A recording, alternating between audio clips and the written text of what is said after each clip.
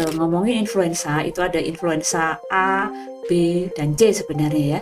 Jadi kalau kita bicara tentang influenza tipe A ini, secara klinis itu kan gejalanya seperti flu-like syndrome atau kita sering sebut dengan common cold. Tipe A ini menjadi istimewa karena memang tadi sudah kita singgung, dari karakteristiknya dia punya protein yang namanya hemaglutinin. Karena beberapa pasien ternyata mengeluhkan juga disertai dengan demam dan nyeri-nyeri badan. Dan pemerintah sebenarnya sudah mengenalkan ada suatu mekanisme preventif lain yang lebih jauh begitu ya. Salah satunya adalah dengan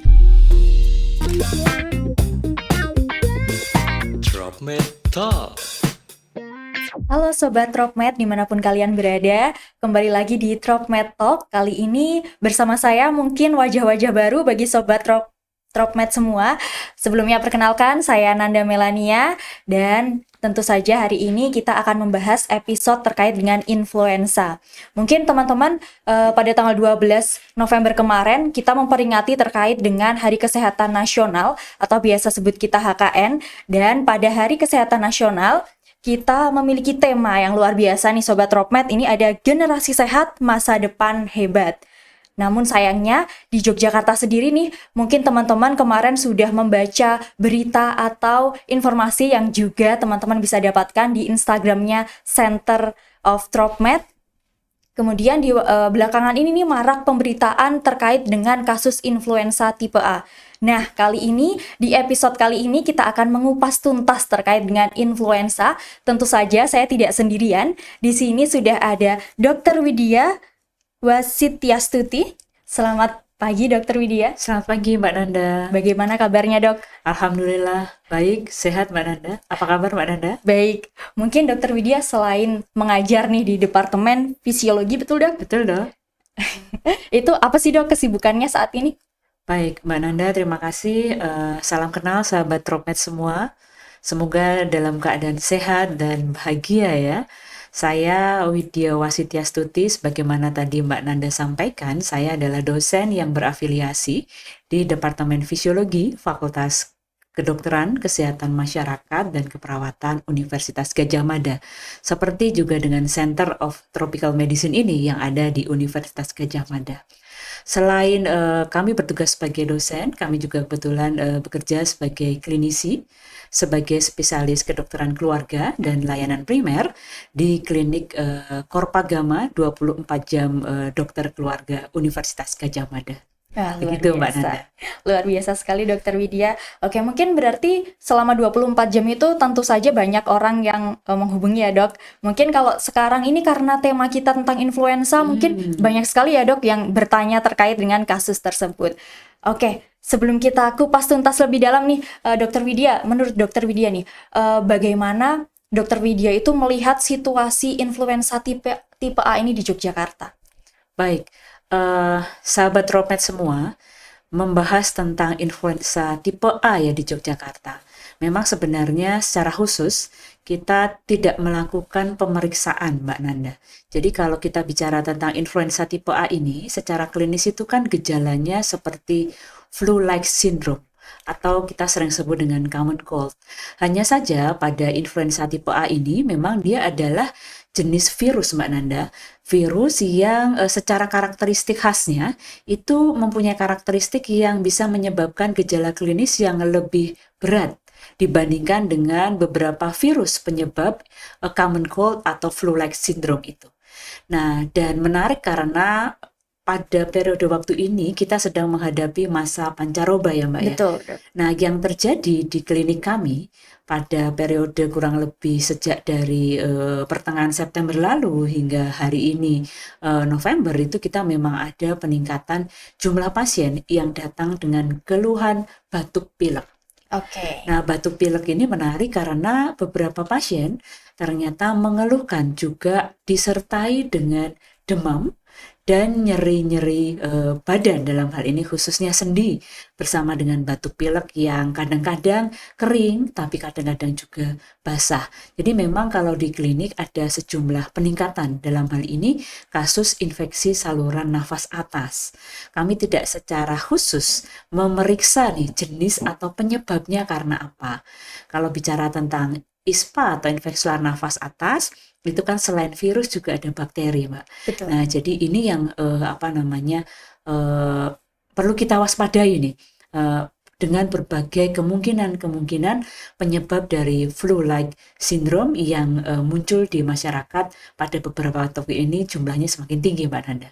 Oke, baik. Berarti kalau misalkan tadi Dokter Widya menyebutkan itu ada nyeri-nyeri sendi, itu kan termasuk nampaknya itu gejala ringan hingga sedang ya dok untuk influenza sendiri. Kemudian apakah lonjakan kasus ini terpusat di wilayah tertentu begitu Dokter Widya? Baik, kami mencoba memperhatikan juga ya situasi terkini, tidak hanya di Yogyakarta, tapi juga beberapa wilayah lain, termasuk juga kami mendengarkan informasi yang diberikan oleh Kementerian Kesehatan. Jadi secara umum sepertinya ini terjadi secara global, Mbak Nanda. Oke. Jadi sahabat Rockmed tidak perlu terlalu khawatir ya, karena influenza tipe A ini sebenarnya adalah bagian dari jenis tipe yang musiman juga. Oke. Jadi memang secara periode waktu ini memang masa-masa periode agak meningkat nih kejadiannya. Dan kami mendengar informasi juga memang beberapa instansi di negara tetangga tentunya ya, mereka yang melakukan kajian tentang jenis dan jenis yang kebetulan mungkin banyak ditemukan, salah satunya meningkat itu adalah tentang influenza tipe A ini. Tapi perlu kita garis bawahi bahwa sekali lagi penyebabnya tidak hanya influenza tipe A ya yang common cold like symptom ini. Artinya bisa saja, mohon maaf, kombinasi juga dimungkinkan. Artinya ada virus, ada bakteri, atau mungkin juga hanya satu jenis tertentu. Begitu, Mbak. Oke, terima kasih dokter. Kemudian adakah kelompok masyarakat tertentu nih dok yang lebih rentan terkena influenza tipe A ini? Oke, pertanyaan yang menarik ini Mbak Nanda ya. Jadi bicara tentang flu-like symptom dan sindrom ini ya Mbak ya, itu memang namanya virus. Sebenarnya ini adalah jenis yang self-limiting disease. Tetapi ngomongin influenza, itu ada influenza A, B, dan C sebenarnya ya. Tapi fokus ke influenza tipe A nih ya Mbak ya. Betul. Ini memang dia punya karakteristik yang cenderung lebih menimbulkan gejala dari sedang sampai cenderung berat. Kenapa? Karena memang influenza tipe A ini secara strukturnya sebagai virus RNA, dia mempunyai kemampuan untuk secara jenis virusnya itu dia mengalami mutasi. Nah, dia ada yang namanya antigenic shift dan antigenic drift ya. Nah, ini yang menyebabkan dia menjadi kombinasi antara shift dan drift ini menjadi lebih tadi. Sehingga tidak jarang pada periode waktu tertentu tubuh kita perlu mengenali terlebih dahulu karena sebelumnya belum ada. Nah, ini yang menyebabkan imunitas seseorang itu yang sangat krusial nih untuk mencegah atau bukan mencegah, untuk mampu melawan kalau ada terpapar atau istilahnya bertemu begitu ya dengan virus influenza tipe A yang ada di lingkungan kita. Nah, bicara tentang kelompok yang rentan tadi begitu ya. Betul, Dok. Maka biasanya individu-individu dengan imunitas yang belum matur. Nah, belum matur itu kan berarti belum siap ya. Maka ini salah satu kelompoknya adalah kelompok dari anak-anak dengan usia yang masih sangat muda. Kita sering menyebut dengan neonatus atau mungkin balita. Ini juga karena mereka kan usia kronologisnya belum panjang sehingga pengalamannya bertemu dengan berbagai jenis virus itu juga belum banyak. Makanya secara internal itu dia belum mengenali sehingga membutuhkan proses. Nah, selain anak-anak ini, ternyata juga usia tua atau manula itu Mbak Nanda. Itu juga karena kita mengenal ada namanya kondisi yang disebut dengan immunosenescence atau penurunan kapasitas sistem imun karena faktor usia tadi. Sehingga ini juga merupakan kelompok yang rentan. Jadi dari usia itu individu yang sangat muda atau sebaliknya individu yang sudah sepuh begitu ya atau tua. Nah, selain itu juga ada kelompok populasi tertentu Mbak Nanda, yaitu populasi yang sedang dalam kondisi imunnya tidak kuat. Misalnya mengkonsumsi obat-obatan yang memang menekan sistem imun. Atau sebaliknya memang karakteristik di dalam tubuhnya itu sedang mengalami ketidakmampuan imun secara optimal atau kita sebut dengan imunodefisiensi. Dan ini kadang terjadi pada individu-individu dengan penyakit-penyakit tertentu yang tidak jarang bisa menjadi pemberat kejadian dari infeksi influenza tipe A tadi. Gitu Mbak, makanya kita mengajak nih semuanya. Meskipun sahabat Tropmed itu tidak ada di kelompok yang rentan tadi ya Mbak Nanda ya, kita juga harus berpartisipasi nih Mbak Nanda, turut mencegah penularan atau transmisi dari flu-like syndrome, simptom ini Mbak Nanda. Oke, baik Dokter Widya. Mungkin, nah di sini nih Sobat Tropmed, mungkin di rumah nih ada yang masih punya balita atau di rumahnya juga ada manula ya Dok. Nanti boleh lebih diperhatikan lagi ya Dok. Misalkan ini musim pancaroba ya Dok, jadi Bener jangan banget. seru hujan-hujanan ya Dok, betul? Atau mungkin manula itu kan sering kumpul-kumpul gitu ya Dok. Nah, apakah itu juga mempengaruhi, semisalkan nih Dok, ada satu manula yang kondisinya baru nggak fit nih Dok, cuman memaksakan untuk ikut kumpul-kumpul gitu, berarti harus tetap di rumah atau bagaimana Dok ini? Oke ya, ini sangat relevan ya Mbak Nanda ya dengan tema Hari Kesehatan Nasional 2025 ini ya, yang temanya tadi Mbak Nanda sudah sampaikan generasi sehat ya Mbak Nanda ya, Betul. masa depan hebat. Nah, semangat dari tema pada HKN 2025 ini salah satunya adalah ingin ini Mbak, mengingatkan selalu kepada masyarakat Indonesia secara luas terkait dengan gaya hidup sehat. Nah, gaya hidup sehat ini sangat atau relevan dengan perilaku hidup sehat yang erat dengan sifatnya preventif atau pencegahan penyakit. Nah, salah satu tadi Mbak Nanda menyampaikan bahwa gimana nih kalau kita ada pertemuan, kumpul-kumpul di masa yang sedang banyak kejadian influenza tipe A ini, maka ini seperti kita diingatkan kembali bahwa proteksi atau perlindungan paling mudah, karena influenza ini kan yang diserang sebenarnya hanya saluran nafas atas, Mbak Nanda. Sehingga kita melindungi saluran nafas atas kita dari paparan virus atau penyebab lain. Nah, caranya adalah kembali kami mengingatkan memakai masker begitu ya. Itu juga salah satu cara. Kita kalaupun harus berkumpul atau bertemu dengan masyarakat luas atau di dalam suatu wilayah atau lokasi yang padat begitu ya, banyak orang, kita meminimalkan paparan dengan memakai masker. Nah, selain memang kita menghindari masuknya patogen, dalam hal ini adalah virus atau bakteri ke saluran nafas atas dari udara sekitar kita, yang menarik juga tidak jarang tangan kita ini Mbak Nanda.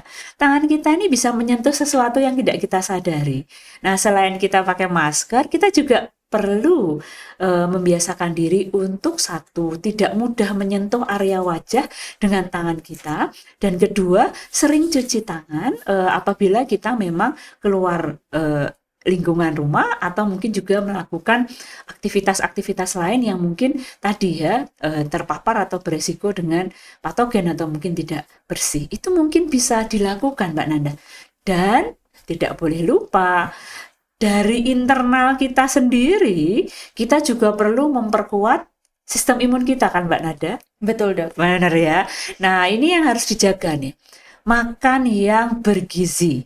Cukup kalori, cukup protein, dan juga nutrisi-nutrisi kecil lainnya seperti multivitamin ataupun juga berbagai mineral yang dibutuhkan oleh sistem imun kita untuk menjadi lebih kuat. Kemudian juga ini tidak boleh lupa aktivitas fisik. Ini aktivitas fisik ini akan bisa membantu kita untuk memperkuat sistem imun kita, tapi tidak boleh berlebihan karena aktivitas fisik yang sangat berat dan tidak memberikan kesempatan untuk recovery, justru sebaliknya memberi peluang untuk masuknya patogen. Begitu. Nah, ini beberapa nih hal yang bisa kita upayakan secara kebiasaan maupun bentuk-bentuk hidup sehat yang harus kita dorong dan kita upayakan setiap waktu. Gitu Mbak Nanda. Berarti memang PHBS ini harus selalu kita pegang teguh ya Dok? Tidak boleh lupa Mbak Nanda. Iya, betul. Dan juga nih mungkin Sobat Tropmed yang masih muda-muda ini dok, mereka jangan lupa untuk olahraga Sobat Tropmed. Kemudian jangan lupa untuk menjaga makan, karena situasi pancaroba ini gampang pegal-pegal dan demam gitu ya dok. Ya, ya betul. Karena memberikan kesempatan kepada virus atau mungkin bakteri untuk bisa lebih survive, Mbak. Lingkungannya kan kadang-kadang lebih lembab, lebih basah kan ya. Betul. Nah, ini udara juga kadang-kadang dari panas berubah menjadi dingin dan sebagainya. Jadi ini yang memang perlu kita upayakan lah. Mencegah lebih baik. Ya, betul Dokter Widya. Nah, mungkin dari tadi kita sudah menyebut influenza tipe A gitu ya, Dok. Mungkin dari Sobat Tropmed ataupun masyarakat di luar sana ini ada yang bertanya sebetulnya apa sih perbedaannya sama flu biasa, Dok? Mungkin Flu Dokter biasa Widya. ya. Ya. Baik. Sebagaimana tadi saya sampaikan ya Mbak Nanda ya. Jadi flu itu kan penyebabnya bisa macam-macam. Jadi kita sering menyebutnya dengan influenza-like. Kenapa? Karena jenis virusnya banyak, Mbak. Jadi ada yang ringan itu misalnya ya disebabkan oleh adenovirus atau mungkin juga rhinovirus atau beberapa jenis yang lain seperti RSV ya, syncytial virus dan sebagainya itu juga ada jenis-jenis virusnya. Lalu apa sih istimewanya si influenza tipe A ini begitu? Tadi sudah kami sampaikan ya Mbak. Jadi influenza tipe A ini adalah salah satu tipe dari kelompok virus influenza. Ada selain tipe A, ada tipe B, dan tipe C. Nah, tipe A ini menjadi istimewa karena memang tadi sudah kita singgung dari karakteristiknya dia punya protein yang namanya hemaglutinin. Itu tipenya ada 18, Mbak. Lalu dia juga punya protein yang namanya neuraminidase. Itu dia juga jumlahnya sampai 11. Kombinasi antara dua protein inilah yang menyebabkan virus ini menjadi lebih mudah masuk ke tubuh kita dan menjadi lebih mudah keluar dari sel-sel yang sudah ada di tubuh kita. Efeknya apa? Efeknya dia bisa menyebabkan gejala atau kita sebutnya biasanya keluhan-keluhan pasien atau keluhan masyarakat itu menjadi lebih berat. Karena tadi dia punya dua jenis protein yang membantu masuknya virus ke dalam tubuh kita sebagai host sekaligus disebarluaskan di tubuh kita setelah berhasil masuk, gitu Mbak. Yang menarik ternyata dua protein ini mudah mutasi, mudah berubah karena memang karakteristiknya, sehingga imun kita tuh selalu butuh waktu untuk mengenalinya. Karena sebenarnya tubuh kita tuh mampu kan mengenali lalu mengeliminasi, tapi karena dia mudah berubah, dia menjadi tadi tubuh kita perlu waktu. Nah, pada individu-individu tentu yang tadi sudah kita bahas ya, rentan dan sebagainya, imunosupresi atau imunodefisiensi, muncullah gejala. Gejalanya memang bisa bervariasi, bisa dari ringan, sedang, bahkan berat. Kenapa berat? Ya karena dalam perjalanan penyakitnya yang tadinya hanya di atas, saluran nafas atas, bisa mempengaruhi kondisi saluran nafas bawah yang menyebabkan suatu kondisi yang mungkin tidak cukup hanya berobat saja ke dokter, tapi mungkin memerlukan perawatan di rumah sakit, misalnya sampai suatu kondisi yang disebut dengan pneumonia. Ini yang secara khusus perlu kita waspadai karena bisa menyebabkan sesak nafas, kemudian nafas berat, kemudian nyeri dada dan sebagainya. Kalau udah ada gejala seperti itu harus segera ke tenaga kesehatan lebih lanjut, gitu Mbak. Oke, berarti memang kita harus mencegah dan juga jangan sampai ketika kita sudah ada tanda-tandanya gitu ya dok, kita sudah mengalami gejala, kita harus cepat-cepat nih satu di rumah saja dulu, betul ya dok. Kemudian yang kedua menjaga pola makan. Kemudian apalagi dok? Mungkin ada tips lagi satu lagi? Ya tadi kalau sudah ada gejala yang dipandang itu tidak nyaman dan membahayakan, segera ke tenaga kesehatan. Tenaga kesehatan. Oke. Baik, mungkin ada satu lagi nih dok pertanyaannya untuk kita kenal lebih dalam lagi ya dok tentang influenza tipe A ini. Kemudian menurut dokter Widya sendiri, kalau misalkan ini tidak ditangani dengan baik, itu kan nanti akan merembet kemana-mana ya dok. Kemudian benarkah virus flu ini bisa berubah-ubah setiap tahun? Kemudian seseorang ini bisa terinfeksi berulang-ulang kali. Oke, ini menarik ya. Ini erat kaitannya dengan kenapa kok kita sudah pernah common cold gitu ya, batuk pilek gitu ya, kok masih berulang lagi gitu ya. Betul. Kenapa? Tadi sebagaimana saya sampaikan, memang ternyata dia bisa bermutasi dengan cepat begitu ya, sehingga muncul gejala di beberapa individu-individu. Dan sebagaimana kita sampaikan karena mudah bermutasi tadi, maka salah satu strateginya kita selalu berada dalam kondisi yang fit atau staminanya terbaik begitu. Nah, ada satu program Mbak yang kita bisa lakukan sebenarnya karena karakteristik virus yang juga bermutasi terus-menerus itu, pemerintah sebenarnya sudah mengenalkan ada suatu mekanisme preventif lain yang lebih lebih jauh begitu ya. Salah satunya adalah dengan melakukan atau mengupayakan vaksinasi. Jadi masyarakat, terutama tadi di masyarakat yang rentan tadi, itu melindungi dirinya dengan vaksinasi. Nah, yang menarik adalah karena tadi vaksinasi atau virusnya itu selalu berubah, maka perlu dilakukan pengulangan vaksin setiap tahun atau kita sebut dengan annual vaccination. Jadi vaksinnya setiap tahun. Kenapa? Karena isi dari vaksinnya itu sudah disesuaikan dengan tipe terkini ya. Gitu. Jadi dalam sekali vaksin tuh biasanya udah ada beberapa jenis virus yang dikombinasi. Bisa ada kombinasi virus tipe A, vaksinasi influenza tipe A, dan juga tipe B sudah ada tuh di dalam satu vaksin ya. Nah ini juga tadi untuk mencegah kejadian sakit selain tadi ya kita ngomongin PHBS dan beberapa hal lainnya tadi Mbak Nanda. Berarti vaksin ini sudah bisa kita dapatkan di puskesmas dan rumah sakit di Indonesia mungkin dok? Ya, tentang hal tersebut itu bisa didapat di Indonesia karena kita sudah secara umum menyediakan vaksin influenza, tapi ini belum program pemerintah. Oh, belum sehingga bukan program pemerintah, belum program wajib maksud saya, belum program wajib pemerintah untuk selalu memberikan vaksin. Berbeda dengan kalau yang pada anak balita itu ya kan sudah sangat terstruktur, waktunya sudah jelas. Kalau ini kembali menjadi partisipasi aktif dari masyarakat untuk melakukan itu. Itu tersedia di institusi-institusi kesehatan yang sudah memberikan program atau sudah terdaftar untuk memberikan vaksinasi kepada masyarakat. Beberapa puskesmas juga sudah memiliki beberapa layanan kesehatan. Nah, klinik Korpagama 24 jam UGM, insya Allah kita juga bisa melayani vaksinasi ini, Mbak. Oke, luar biasa berarti Dokter Widya. Mungkin bisa dicatat ya teman-teman. Kemudian nanti bisa juga menghubungi Dokter Widya apabila mau vaksinasi. Betul dok? Silahkan.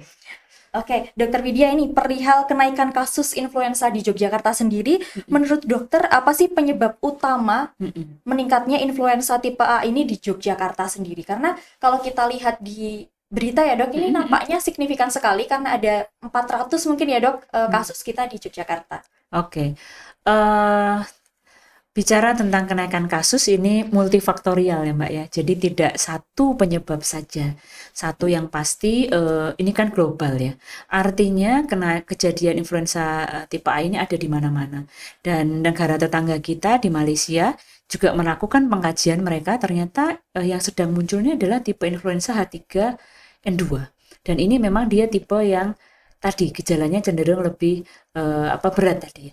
Nah, implikasi dari transportasi yang makin mudah ini Mbak, penyebabnya satu, mobilitas masyarakat yang luar biasa tinggi. Pagi kita di Jogja, 2 jam berikutnya kita udah sampai Kuala Lumpur, misalnya gitu ya. Sore kita udah balik lagi ke Jogja, benar nggak? Betul. Jadi sirkulasi virus itu sangat cepat di dunia global. Itu ada satu faktor yang mempengaruhi. Karena ini terjadi di global, jadi penyebabnya tidak lokal saja. Ada faktor mobilisasi yang sangat cepat. Yang kedua, kita melihat Jogja beberapa minggu ini hujan terus ya Mbak ya? Betul dok. Pancaroba masuk hujan, maka lingkungan juga mengalami perubahan sehingga kelembapan cukup tinggi. Yang ketiga, ini kan bulan Oktober-November nih.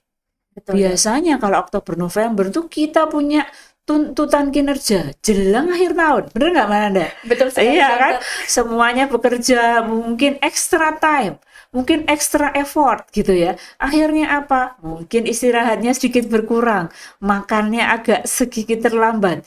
Ini memberikan peluang ini untuk juga peluang untuk menjadi lebih rentan menjadi sakit.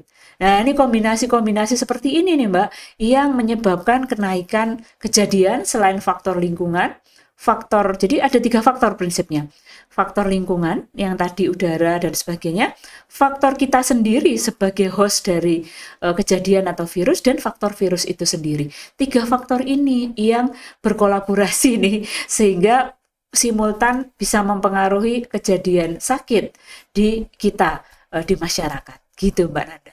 Oke, ini sama seperti yang Dokter Widya sampaikan tadi ya, kita tuntutan kerjanya nih banyak banget ya Dok. Kadang-kadang kita di kantor nih udah tahu badan kita flu nih, ada gejala-gejala flu, kita tetap berangkat tanpa masker. Kadang-kadang kan engap ya Dok, kita di dalam ruangan itu dicopot lah itu. Nah, itu sebetulnya masih banyak nggak sih Dok yang menyepelekan nih gejala-gejala flu yang kita alami?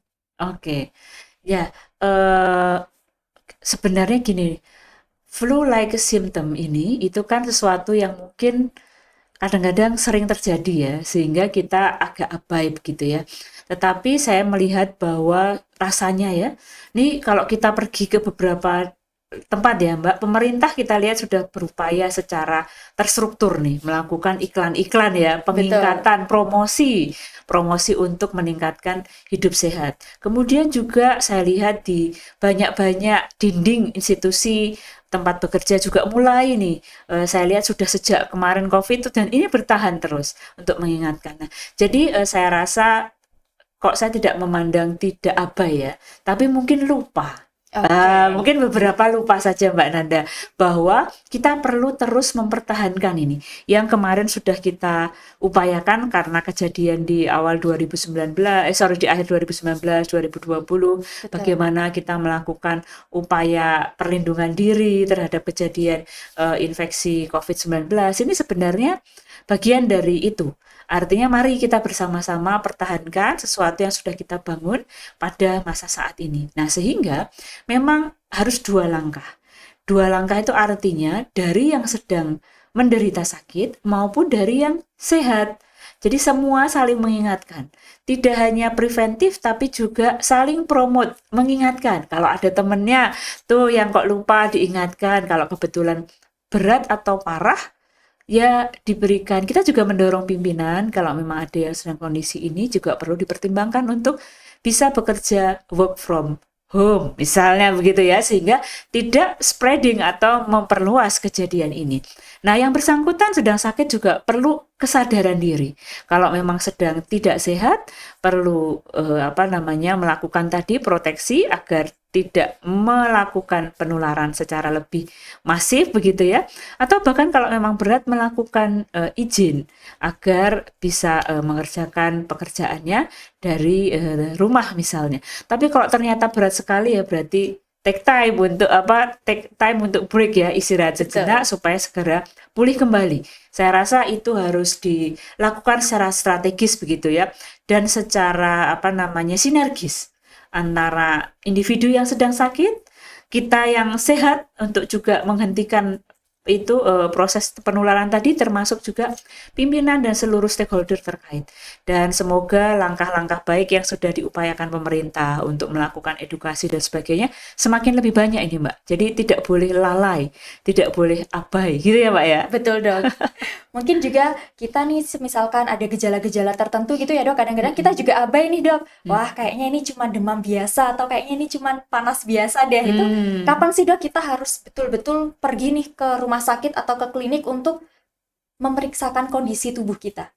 Oke, kalau nanti dari sahabat Tropmed ini ya merasakan ketidaknyamanan pada tubuh, itu sebenarnya sinyal loh.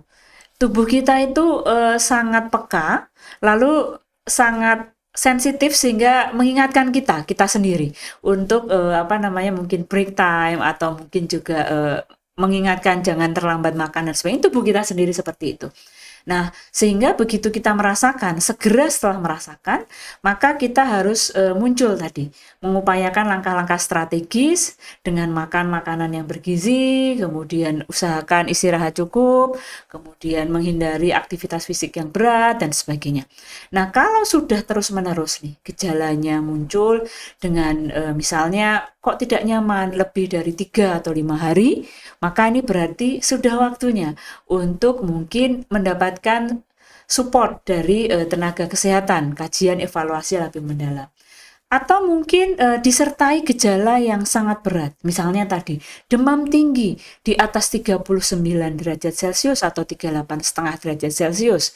Kemudian disertai nyeri yang sangat pada bagian tubuh, mungkin kepala, sendi-sendi begitu ya. Termasuk juga misalnya ada nyeri dada atau ketidaknyamanan lain yang sangat mengganggu begitu ya, maka mungkin itu perlu segera berkonsultasi. Nanti tenaga kesehatan atau tenaga medis akan mengevaluasi ini levelnya di mana. Apakah masih bisa dirawat di rumah atau mungkin sebaliknya perlu juga dirawat di rumah sakit karena mungkin memerlukan pertolongan yang lebih lanjut. Mungkin begitu Mbak. Jadi minimal kenali dulu gejalanya, lalu evaluasi. Apabila sudah berkepanjangan dan dirasakan tidak nyaman, itu bisa segera ke tenaga kesehatan. Prinsipnya sederhana, Mbak. Jadi kita harus bisa mengenali dan aware ya dok terhadap Betul. kondisi tubuh kita sendiri. Iya. Oke, ini luar biasa sekali Sobat Dropmed. Ini jangan lupa dicatat ini karena ada banyak informasi penting yang Dokter Widya sudah sampaikan. Kemudian nih dok, terkait dengan upaya pencegahan dan juga pengendalian sendiri. Sebetulnya apa langkah pencegahan paling sederhana yang bisa dilakukan di rumah agar tidak mudah tertular flu? Mungkin tadi Dokter Widya juga sudah sedikit banyak menyinggung terkait hal itu, mungkin bisa dijelaskan lebih Oke. lanjut dok. Mungkin begini, kalau bagi yang sedang sakit, batuk pilek gitu ya, orang sering dengan batpil gitu ya, itu salah satu yang harus kita waspadai adalah kita mengenal ada namanya etika batuk. Ya, nah, ini etika batuk ini kita harus pelajari dan lakukan. Kalau batuk jangan malah batuk tuh di depan temennya gitu, wah gitu. Nah, tapi bagaimana kita melakukan batuk itu sebagai sesuatu yang mencegah terjadinya keluarnya sesuatu dari hidung ataupun mulut kita ketika batuk, meminimalkan terpapar dengan benda-benda di sekitar kita. Nah ini kebiasaan ini perlu dilakukan juga Mbak. Nah kemudian juga kadang-kadang kita juga perlu melakukan tadi memakai masker, cuci tangan dan beberapa hal yang lainnya itu dilakukan bersama dengan hal-hal tadi supaya tadi mencegah perpindahan. Karena kalau kita pegang satu ke yang lain batuknya tetap pakai tangan. Betul. Pakai tangan tapi terus kita pegang ini, kita pergi. Ada orang yang datang lagi ke sini, sentuh. Nah, ini juga bisa membuat rantai penularan sehingga memang meminimalkan menyentuh barang dan sebagainya pada saat kita tidak sehat itu juga bagian dari meminimalkan transmisi itu, Mbak. Betul, berarti memang betul ya seperti yang Dokter Widya sampaikan tadi, kita harus sering-sering cuci tangan, etika batuk pakai siku ya dok, kemudian jangan lupa vaksin. Nampaknya sudah dijelaskan oleh Dokter Widya ini secara menyeluruh. Oke, Dokter Widya, mungkin dari flu ke kesadaran kesehatan publik nih dok, dalam rangka sehat semangat HKN ini, apa pesan yang ingin Dokter Widya sampaikan terkait dengan pentingnya menjaga kesehatan di tengah ancaman penyakit menular seperti influenza? Ya, oke, sahabat Dropmed semua, kita ini berada dalam situasi global ya, yang pada kejadian antara satu lokasi dengan lokasi yang lain itu akan sangat terhubung. Sehingga kami mengundang ataupun mengajak sahabat Dropmed menjadi bagian dari penggerak untuk hidup sehat, penggerak untuk promosi kesehatan. Setiap dari kita bisa berkontribusi, meskipun tidak harus bayangkan yang sulit atau tidak mudah begitu ya. Tapi dengan selalu mengupayakan atau menerapkan prinsip hidup sehat seperti yang sudah kita bahas tadi, Mbak Nanda, itu merupakan kontribusi minimalnya. Lah lebih jauhnya lagi tentunya kita mengundang nih sahabat Dropmed untuk juga berkenan mengingatkan kalau kolega di sekitar kita, teman di sekitar kita mungkin agak lupa.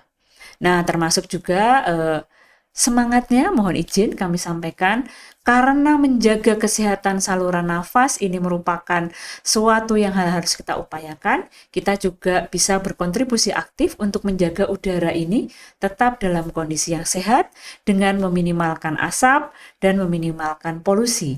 Nah, ini juga yang kami ingin ajak seluruh sahabat Dropmed di dalam semangat menghasilkan generasi sehat, kemudian masa depan yang hebat tadi Mbak. Jadi kita dukung semuanya secara terstruktur dari diri kita sendiri, dari lingkungan kita, dan dari masyarakat secara lebih luas. Begitu Mbak. Baik dokter, berarti semuanya memang harus dimulai dari diri sendiri dulu ya dok, dan juga lingkungan terdekat kita. Baik. Oke dokter Widya, setelah pandemi COVID-19 sejak kemarin, kemudian saat ini juga ada lonjakan influenza. Apa yang bisa kita lakukan agar kesadaran masyarakat terhadap pencegahan penyakit itu tetap tinggi? Apakah harus ada lonjakan kasus dulu atau enggak? Mungkin dokter Widya bisa sampaikan? Ya, tentunya tidak perlu sampai seperti itu ya, Mbak Nanda ya. Betul sekali dokter. Karena kalau hidup sehat ini sudah bagian dari diri kita, begitu ya, maka ini ada atau tidak ada kasus itu akan kita lakukan setiap saat, Mbak Nanda. Kalaupun ada kasus itu meningkatkan kesadaran kita, meningkatkan kewaspadaan kita, gitu Mbak Nanda. Oke, luar biasa sekali dokter Widya. Oke, Sobat Rockmed, ini mungkin dari live IG ada pertanyaan-pertanyaan, boleh sekali langsung ditanyakan. Mumpung dokter Widya masih ada di sini, kalau nggak ada di sini cukup sulit ya dok untuk jadwalnya sendiri. Ya. Gimana Mbak Nanda? Baik dokter Widya, ini kita akan beralih ke sesi tanya jawab. Ini kita sudah memiliki 2 pertanyaan dokter. Mungkin yang pertama ini ada dari Nugi, ini Mbak atau Mas atau Kakak? Ini dari Sleman, dokter. Ini pertanyaannya terkait dengan dokter. Banyak orang kalau sedang flu memilih tetap beraktivitas karena merasa gejalanya ringan. Nah, ini seperti yang sudah kita bahas ya, Dok. Betul. Bagaimana pendapat dokter terkait hal ini? Oke, ya. Memang ini menjadi tantangan terutama bagi mereka-mereka yang ada tuntutan harus terus beraktivitas ya dalam kondisi yang flu ringan tadi. Tentunya tadi sudah kita bahas ya Mbak ya, memang gejalanya itu bahkan bisa asimptomatik, tidak bergejala. Pada yang bergejala ringan, kadang-kadang kan dia juga tidak mengganggu aktivitasnya. Sehingga yang harus dilakukan adalah tadi mencegah penularan pada sekitarnya. Pakai masker, cuci tangan, kemudian mawas diri kalau memang berinteraksi dengan individu yang lain, pastikan berada pada jarak yang masih bisa terkelola. Mungkin itu salah satu hal yang juga bisa diupayakan oleh Mbak Nugi ya, atau Kak Nugi nih ya.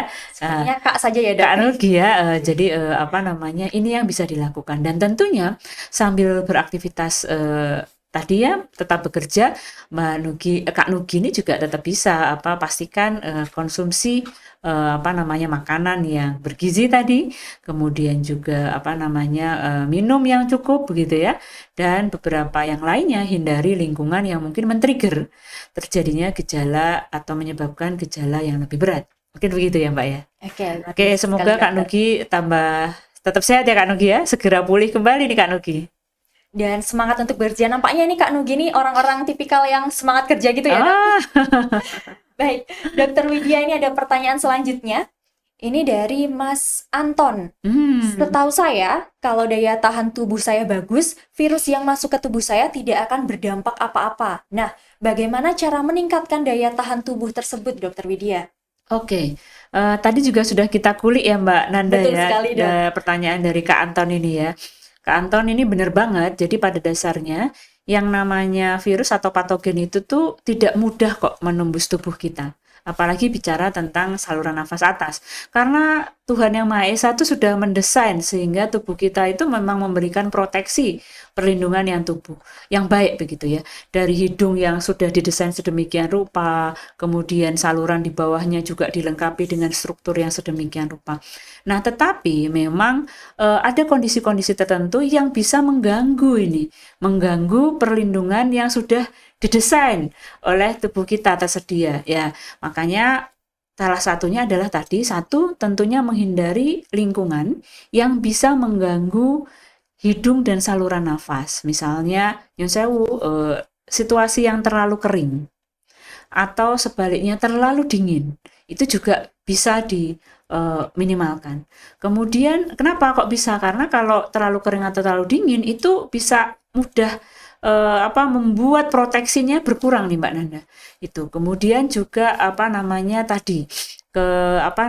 lingkungan yang terlalu banyak asap, atau mohon maaf mungkin Mas, kalau dari Kak Anton ini di area yang mungkin mohon maaf ya, merokok dan sebagainya itu perlu dihindari karena itu juga mengganggu nih namanya proteksi-proteksi yang ada di saluran nafas kita. Nah ini moga-moga Kak Anton juga bisa mengupayakan ya. Tentunya tadi ya yang sudah kita bahas, makan makanan bergizi, kemudian vitamin yang cukup seperti vitamin A, kemudian vitamin E dan vitamin D ini yang sangat baik untuk menguatkan mukosa. Mukosa ini adalah saluran proteksi yang ada di tubuh kita itu dilapisi oleh mukosa semua. Ini untuk bisa tetap baik gitu ya. Kemudian agar rambut-rambut pembersih yang ada di saluran nafas kita itu juga tetap poten gitu ya, dia bisa bekerja dengan baik. Ini perlu diupayakan. Kemudian tinggi protein dan juga cukup kalori. Nah, ini itu salah satu yang bisa dilakukan. Tidak boleh lupa berolahraga. Wah, ini lagi-lagi kita menyinggung untuk olahraga ya. Betul, gitu, Dok. Mbak. Oke, luar biasa sekali. Mungkin Mas Anton sudah terjawab semua ya ini oleh Dokter Widya. Kemudian kita lanjut lagi, Dok. Ada pertanyaan lagi nih dari Kak Rizky dari Riau. Jauh, Dok, ini. Jauh ya. Apa kabar Kak Rizky? Oke, pertanyaannya nih, Dok. Melihat fenomena kenaikan kasus influenza belakangan ini, apakah situasi ini bisa menjadikan kita seperti pandemi COVID-19 tempo lalu? Oke, terima kasih Kak Rizky pertanyaannya ya. Jadi memandang situasi seperti ini, tadi sudah kita singgung ya bahwa situasi yang kita hadapi ini sebenarnya adalah situasi musiman pada masa pancaroba atau kalau di negara yang 4 musim itu menjelang musim dingin. Karena November ini kan menjelang musim dingin ya. Dan kalau melihat ini saya mengikuti kajian-kajian yang dilakukan oleh para ahli-ahli epidemiologi ya. Kejadian tahun ini masih informasi yang kami dapatkan juga dari data Kementerian Kesehatan itu masih setara dengan kejadian tahun lalu untuk kejadian tipe influenza ini, sehingga insya Allah bukan atau tidak mengarah kepada pandemi yang dari Riau tadi ya Kak Rizky ya, gitu Kak Rizky. Ini masih dalam batas normal seperti jumlah kejadian di tahun lalu. Jadi marilah kita sama-sama menjaga agar tidak sampai ke sana. Betul sekali, Dokter. Dan ini sudah ada vaksin ya, Dok. Jadi mungkin ini ada pertanyaan terkait vaksin juga nih, Dok. Boleh kita langsung sambungkan dengan pertanyaan selanjutnya. Nah, tadi Dokter Widya sudah menjelaskan terkait dengan vaksin. Ini ada pertanyaan dari Kak Dani. Ini, Dok, apakah orang yang sudah vaksin influenza berpotensi terkena flu? Jika iya, mengapa, Dokter? Baik. Terima kasih Kak Dani ya pertanyaannya. Jadi tadi kita sudah menyinggung bahwa salah satu pencegahan kejadian dari flu karena influenza ini adalah vaksinasi influenza ya. Tapi memang sebagaimana vaksin yang lain, pemberian vaksinasi itu tidak melindungi secara lalu tidak sakit. Tetapi semangat ataupun prinsip dari vaksinasi ini adalah meminimalkan timbulnya gejala yang berat atau bisa menyebabkan efek buruk pada tubuh kita. Sehingga dengan vaksin influenza ini kan yang dimasukkan ke tubuh kita itu adalah vaksin yang virus yang sudah dilemahkan atau sebagian dari virus yang bisa memacu atau menstimulasi terjadinya imunoglobulin atau antibodi gitu ya yang memberikan proteksi. Sehingga kalau kita sudah vaksin lalu terpapar oleh virus, maka tubuh kita akan mungkin memberikan gejala yang ringan. Nah, ini harapannya tidak sampai menjadi berat. Kira-kira begitu. Karena tadi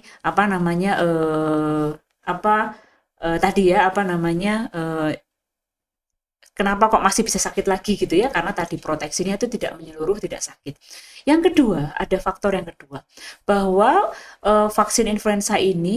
virus influenza ini kan dia sangat mudah bermutasi. Karena sangat mudah bermutasi itu maka perlu adanya pengulangan setiap tahun, Mbak.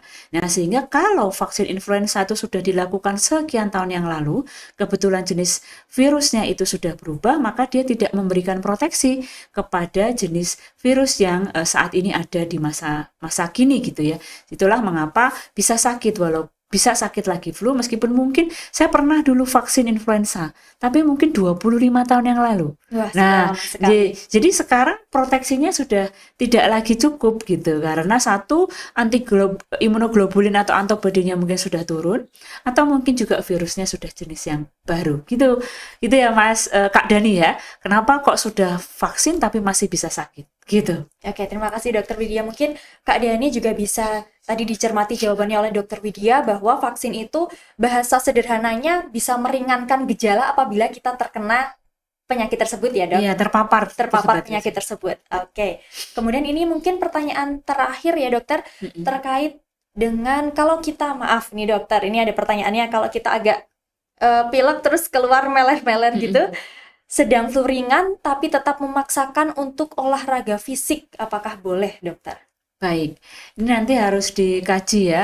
Flu ringan itu berarti gejalanya dipandang mungkin tidak mengganggu aktivitas fisik ya. Jadi kalau dengan gejala tersebut dia masih bisa beraktivitas fisik dengan baik begitu ya. Jadi memang begini Mbak Nanda, karena kan bagi para olahragawan itu memang perlu ya menjaga intensitas olahraganya tetap pada jumlah yang cukup per minggunya. Begitu. Apakah boleh? Tidak dilarang beraktivitas fisik. Catatannya aktivitas fisiknya juga ringan sedang, bukan aktivitas fisik yang berat. Kenapa? Karena pada saat kita sedang flu ringan, artinya ada infeksi terjadi di tubuh kita, sebenarnya kita juga sedang memberikan yang namanya open window period. Jadi ada periode di mana patogen itu bisa masuk, sehingga olahraga fisiknya usahakan tidak di keramaian. Karena kita pada saat olahraga cenderungnya kita akan, kalau pakai masker kan nggak nyaman ya. Betul sekali, Jadi Dok. olahraganya dilakukan di lingkungan yang tidak banyak orang karena sadar kita sedang sakit. Jadi tetap mengolah fisik, tapi di tempat-tempat yang sendiri, misalnya di rumah atau di mana yang areanya terbatas. Saran saya begitu, untuk tetap menjaga kontinuitas dari aktivitas fisiknya. Begitu Mbak Nanda. Berarti olahraganya mungkin bisa di rumah dulu gitu ya, Dok, sambil jalan-jalan kecil di depan Betul. rumah gitu Atau ya, ke Dok. wilayah yang memang sifatnya tidak banyak orang hilir mudik ya, jadi mengambil di daerah yang lebih sunyi dan Betul. sebagainya. Begitu. Jangan malah futsal gitu ya, Dok. Betul, betul. Ji. Baik, Dokter, mungkin ini sudah selesai semua tanya jawabnya. Wah, Luar ternyata biasa sekali nggak ya, Dok. terasa ya Mbak Nanda ya. Iya, ini banyak sekali Sobat Dropmed yang bertanya-tanya dan sudah dijawab semua oleh Dokter Widya. Mungkin nanti kalau ada Sobat Dropmed yang ingin bertanya lagi, boleh sekali nanti menghubungi Dropmed atau menghubungi Dokter Widya, boleh? IG Dropmed kan selalu ada nih Mbak Nanda. Betul. Tinggalkan pesan di sana, nanti Boleh tim sekali. Center Kedokteran Tropis akan meneruskan dan juga mengundang narasumber-narasumber lain yang keren juga Mbak Nanda. Betul, atau mau Dokter Widya lagi? Oh, menarik. Menarik ya, Dok. Oke nih Dokter Widya nih, terima kasih sekali tadi sudah mengupas tuntas terkait dengan influenza tipe A dan juga sudah memaparkan jawaban-jawaban yang luar biasa kepada Sobat Dropmed di luar sana. Mungkin ada pesan-pesan nggak sih, Dok, yang mau disampaikan untuk kita, penutup kita pada siang hari ini? Wah, rasanya belum mau ditutup ini sahabat Dropmed. Masih ingin terus bersama sahabat. Kita membicarakan kesehatan itu memang sesuatu yang sangat menarik ya. Rasanya ingin terus kita diingatkan dan terus bersama agar kita berkesempatan untuk hidup sehat dan tetap sehat. Izin nih ya Mbak Nanda ya, sahabat Dropmed semua, saya ingin mengajak begitu ya, bahwa pada dasarnya mencegah selalu lebih baik daripada mengobati. Sehingga kami mengundang sahabat Dropmed untuk bersama-sama kita menjaga kesehatan ini menjadi program kita semua, begitu ya. Mari kita aktif untuk melakukan kebiasaan hidup sehat sebagaimana yang sudah kita kupas pada hari ini ya Mbak Nanda ya. Dan juga secara aktif melakukan langkah-langkah pencegahan lain seperti melakukan vaksinasi. Karena partisipasi dari setiap sahabat Dropmed itu merupakan bagian dari langkah besar kita menuju Indonesia Sehat 2045 sekaligus menyebutkan tadi masa depan yang hebat. Begitu Mbak Nanda? Terima kasih Dokter Widya. Oke, Sobat Dropmed, tidak terasa kita sudah hampir 1 jam ya Dokter Widya kita berbincang-bincang di sini dan juga membersamai Sobat Dropmed di luar sana. Mungkin ada yang dari Riau tadi, ada yang dari Jogja dan Indonesia lainnya ya Dokter. Kita terima kasih sekali Sobat Dropmed sudah mengikuti kita dalam episode kali ini terkait dengan Yogyakarta waspadai lonjakan influenza tipe A, bukan flu biasa. Oke Sobat Dropmed, terima kasih sekali sudah mengikuti kami berdua dan juga saya ucapkan terima kasih kepada Dokter Sama-sama, Widya Mbak Nanda. yang sudah memberikan kita informasi yang luar biasa hari ini, yang nampaknya saya juga belajar, tidak hanya Sobat Dropmed tapi saya juga mencatat nih apa yang sudah dipaparkan oleh Dokter Widya. Oke, sekali lagi saya ucapkan terima kasih untuk Sobat Dropmed. Sampai jumpa di episode selanjutnya. Jangan lupa follow IG Center Tropmed, TikTok kita, Tropmed Education, dan jangan lupa untuk subscribe YouTube Center for Tropical Medicine dan juga Spotify kita ada di Tropmed Talk. Terima kasih, saya Nanda Melania Dewi. Menutup kegiatan kita pada siang hari ini, semoga Sobat Tropmed di sana selalu sehat dan semangat untuk menjalani hari-hari di akhir tahun ini. Terima kasih dan sampai jumpa lagi.